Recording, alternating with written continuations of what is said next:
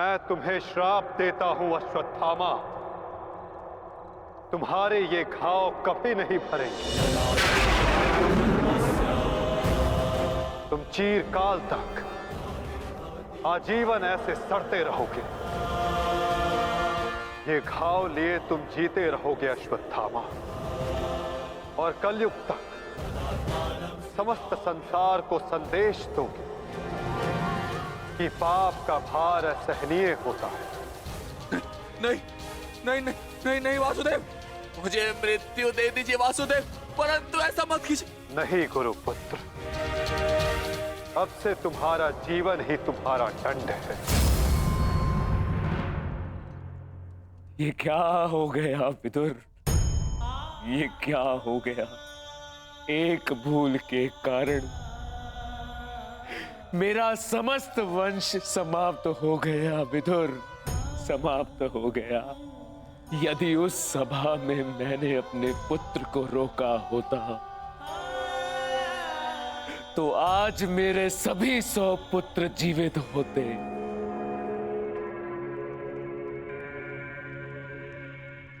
किंतु अब समय आ गया है पश्चाताप करने का। जाओ विदुर, और पांडवों को जाकर संदेश दो कि वो आकर अपना राज्य ग्रहण करें, और भीम से कहना कि वो मेरी सभा में आने से पूर्व वो मेरे समक्ष आए। मैं उस वीर से मिलना चाहता हूं जिसने अपनी प्रतिज्ञा पूर्ण करने हेतु मेरे 100 पुत्रों को काल की गाल में डाल दिया। जाओ विदुर, जाओ।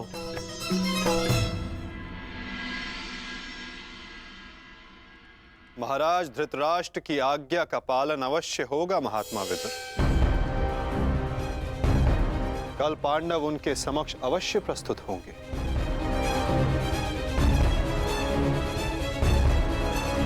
और विकोदर भीम भी।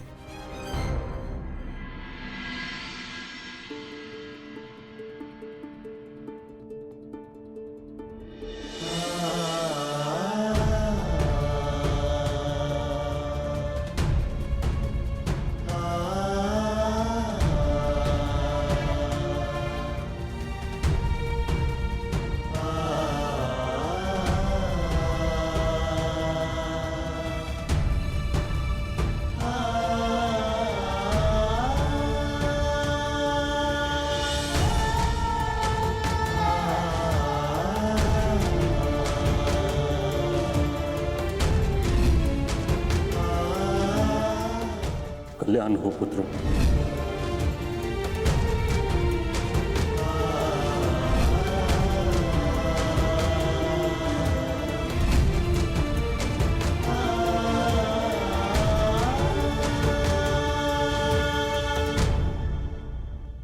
धर्मराज, समय की गति सर्प के समान होती है। वो स्वयं चला जाता है परंतु अपने चिन्ह छोड़ जाता है। ज्ञानी पुरुष बीती से सीख लेकर आगे बढ़ जाते हैं। भूतकाल का स्मरण करके वो अपने वर्तमान और भविष्य को समाप्त नहीं करते। अब समय आ गया है अपना अधिकार लेने और प्रजा को उसका अधिकार दिलाने का। धर्मराज, तुम धर्म युद्ध जीत चुके हो, अब धर्म की स्थापना करो। धर्मराज, आगे बढ़ो।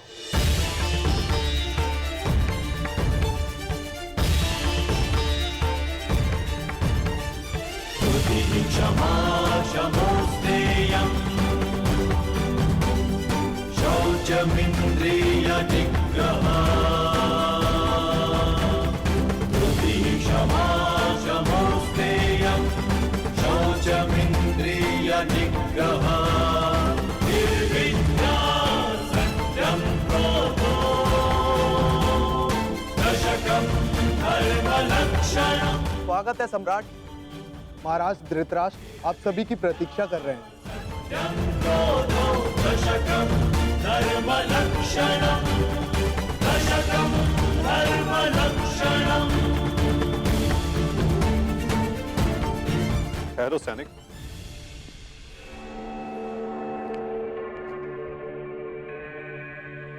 मुझे युवराज दुर्योधन का कक्ष देखना है। आइए वासुदेव।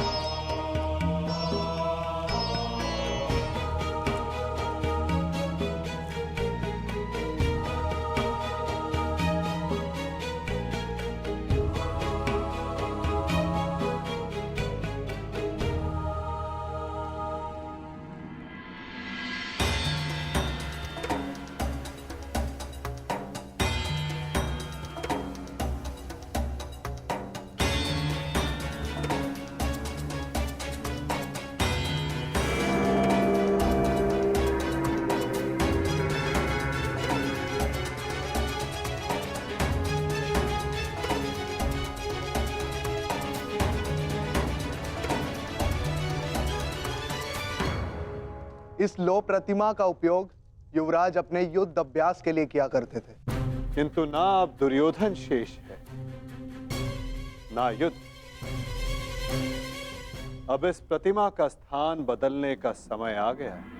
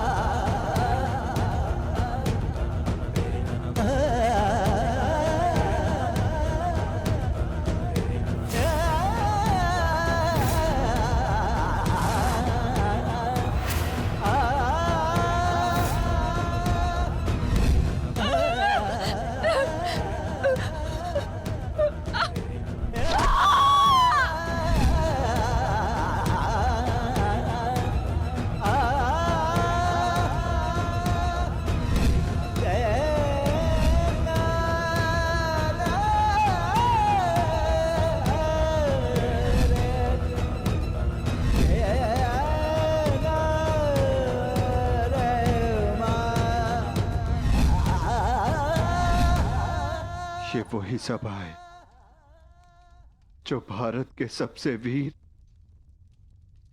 और महान महारथियों से सजी रहती थी, और आज ये रिक्त है।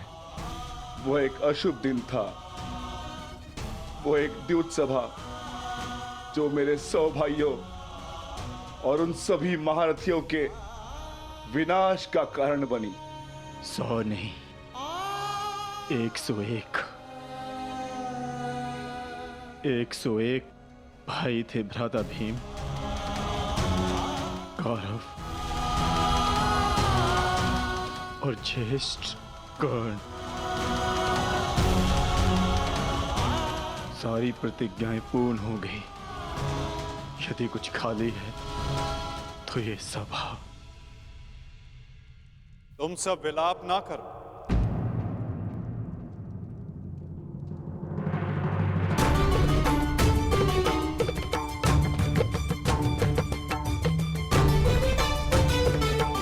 तुम सब ने धर्म के लिए युद्ध लड़ा, ऐसा कुछ नहीं किया जिसके कारण तुम्हें पश्चाताप अनुभव हो।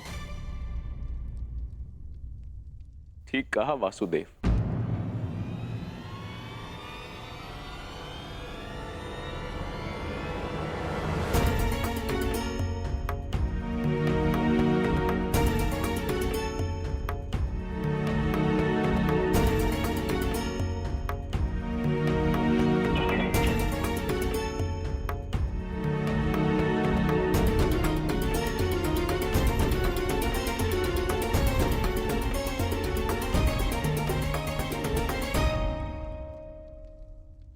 पश्चाताप तो मुझे करना चाहिए। एक राजा का कर्तव्य होता है अपनी प्रजा को उन्नति के द्वार तक लेकर जाना, और एक पिता का कर्तव्य होता है अपनी संतान को धर्म के मार्ग पर ले जाना। परंतु मैं दोनों में से एक भी कर्तव्य का निर्वाह उचित रूप से ना कर सका। यदि आज ये सभा रिक्त है तो उसका कारण मैं ही हूं वासुदेव। भीम, तुमने मेरे 100 पुत्रों का वध किया है, किंतु अब मुझे तुम्हारे भीतर अपने वो 100 पुत्र अनुभव होते हैं। पुत्र, एक बार, केवल एक बार एक अभागे पिता के आलिंगन में आ जाओ। मुझे ऐसा लगेगा कि मैंने अपने सभी पुत्रों को अपने आलिंगन से लगा लिया है।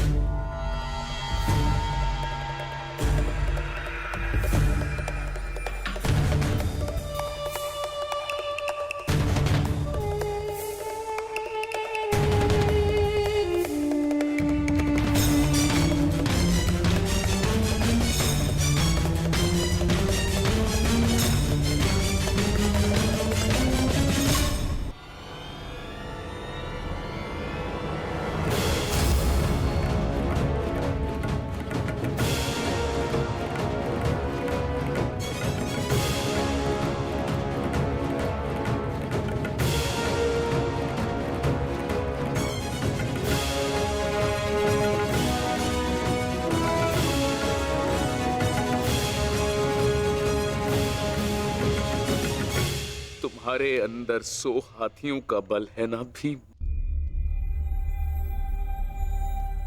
और मेरी भुजाओं में भी मेरे 100 पुत्रों का वध करते हुए तुम्हें तनिक भी पीड़ा नहीं हुई भीम?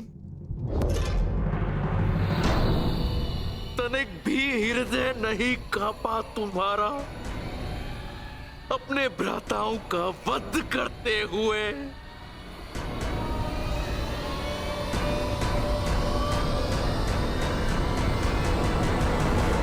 दुर्योधन,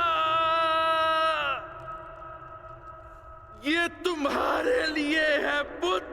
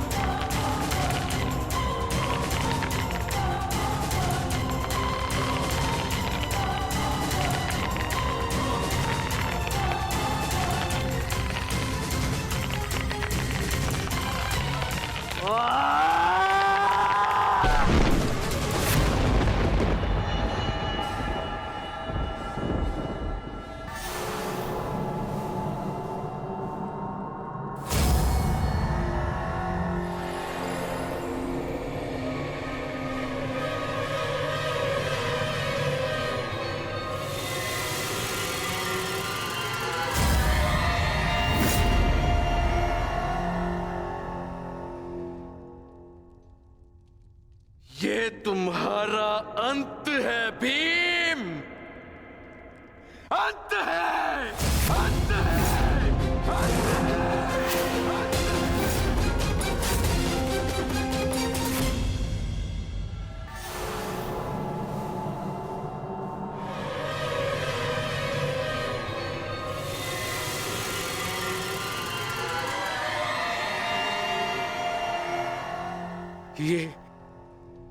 ये मैंने क्या कर दिया? मैं भी पुत्र हंता हो गया। ये मैंने क्या कर दिया देव? भ्राता पांडु, मुझे क्षमा कर देना भ्राता पांडु।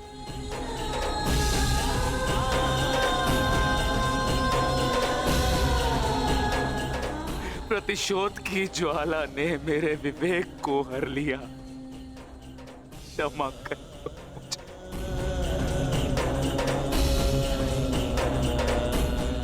पुत्र भीम,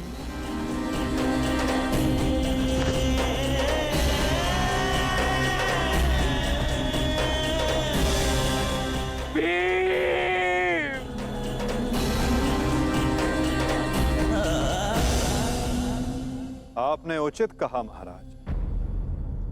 जब मनुष्य का विवेक हर जाता है तो उसके पांव स्वतः ही पाप की ओर बढ़ जाते हैं। किंतु अभी समय नहीं आया है महाराज कि आप अपने भाई से क्षमा मांगे। आपके पुत्र विकोदर भीम अब भी जीवित हैं।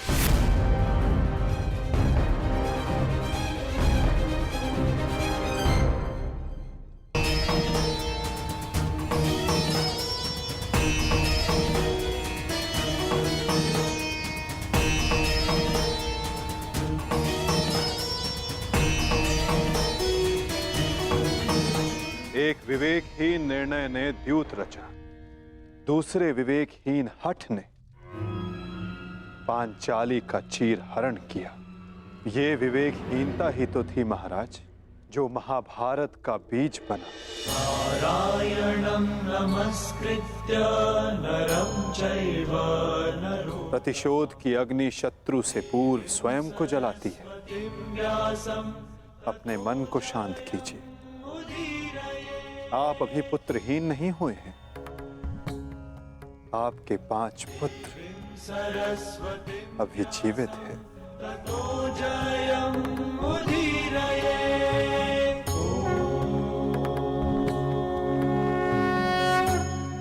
अपने मन की अग्नि को शांत कीजिए। किंतु मेरे मन की अग्नि शांत नहीं होगी वासुदेव।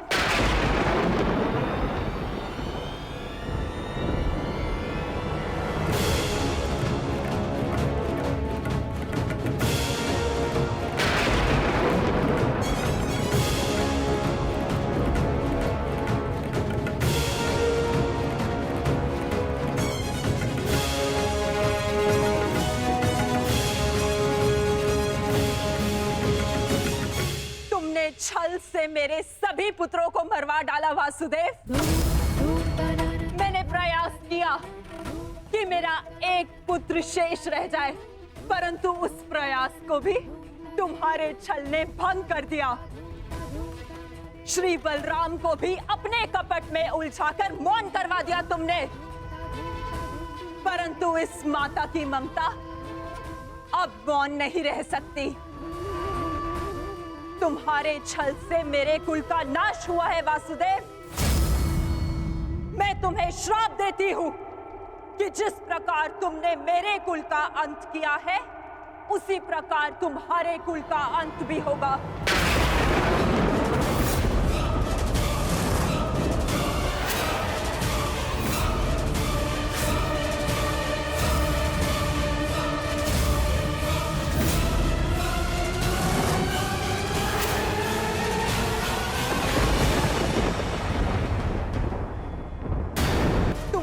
कुल भी ऐसे ही आपस में लड़कर नष्ट हो जाएगा।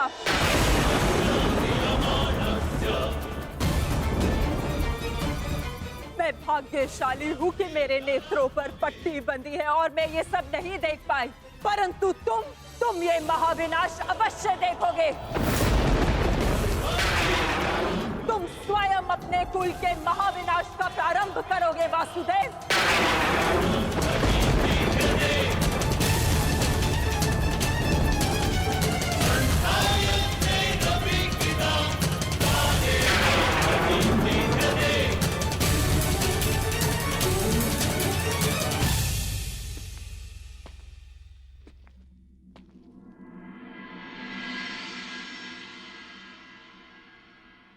जिस प्रकार एक प्रसन्न माता का आशीष संसार में कोई नहीं रोक सकता, उसी प्रकार एक दुखद माता का श्राप संसार में कोई नहीं टाल सकता।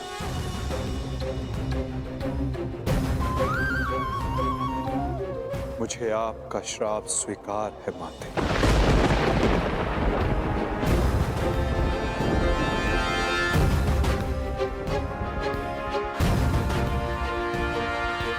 किंतु क्या आपको ज्ञात है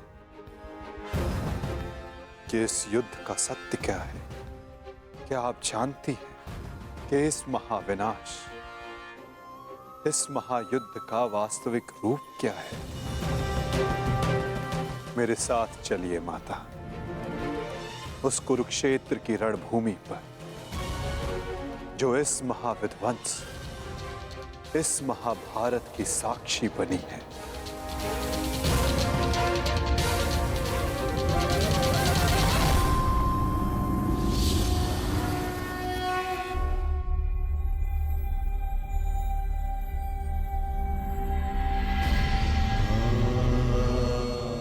ये दुर्गंध कैसी वासुदेव? ये दुर्गंध उन वीरों के शवों की है जिन्होंने इस महायुद्ध में अपना बलिदान दिया है माता, परंतु जिन्हें अंतिम संस्कार का अवसर भी ना मिला। ये दुर्गंध यहाँ हुए भीषण संहार के एक एक क्षण का अनुभव करा रही है मुझे। तुमने छल से मेरे एक एक पुत्र का वध कराया है वासुदेव। अपने दिए गए श्राप पे मुझे कतई भी पश्चाताप नहीं है। इस युद्ध से किसी को कुछ प्राप्त नहीं हुआ।